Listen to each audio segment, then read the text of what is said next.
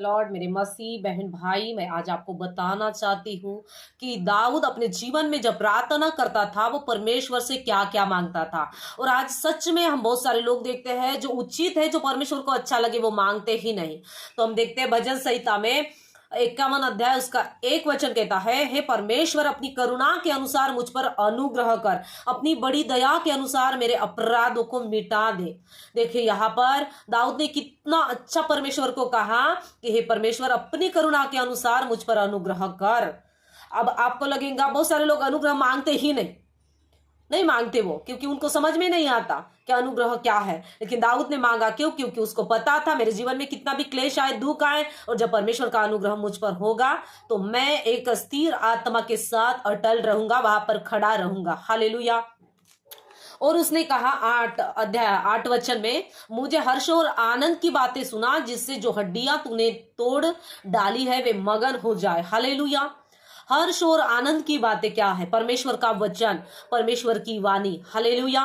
और हम देखते हैं दाऊद कहता है 10वें वचन में, हे परमेश्वर मेरे अंदर शुद्ध मन उत्पन्न कर। ऐसे बहुत सारे लोग कहते ही नहीं कहते, लेकिन आज आपको कहना है कि हे प्रभु मेरे अंदर एक शुद्ध मन उत्पन्न कर। हालेलुया। क्योंकि दाऊद कहता है, हे परमेश्वर मेरे अंदर शुद्ध मन उत्पन्न कर और मेरे भीतर एक स्थिर आत्मा नए सिरे से उत्पन्न कर।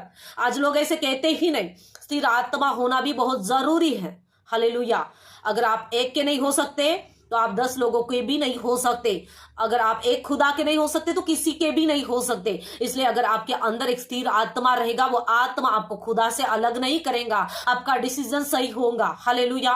तो यहाँ पर हमें दाऊद बता रहा है, वो कह रहा है कि हे परमेश्वर मेरे अंदर शुद्ध मन उत्पन्न कर और मेरे भीतर एक स्थिर आत्मा नए सिरे से उत्पन्न कर। ये बहुत जरूरी है मेरे बहन भाई। जब तक हमारे अंदर एक स्थिर आत्मा नहीं होगा, जब तक हम नए सिरे से नहीं जन्मेंगे, तब तक हमारे जीवन में हम आगे नहीं बढ़ सकते।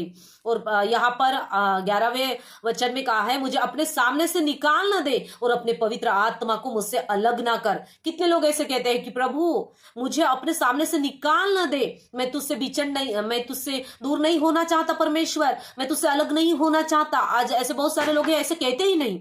लेकिन दाऊद के इस बोलने के जरिए हम ये सीख सकते हैं कि वो कैसे प्रार्थना करता था, वो परमेश्वर के लिए कितना भूखा और प्यासा था। इसलिए तो वो ऐसा कह रहा था कि मुझे अपने सामने से निकाल न दे और अपने पवित्र आत्मा को मुझसे अलग ना कर। क्या आप ऐसे कहते हो? आपको कहना है, प्रभु को कहना है, प्रभु मुझसे कोई भी गलती हो, लेकिन प्रभु तेरा आत्मा मुझसे अलग ना हो, और प्रभु मैं तेरे उपस्थिति से अलग ना हो परमेश्वर पिता।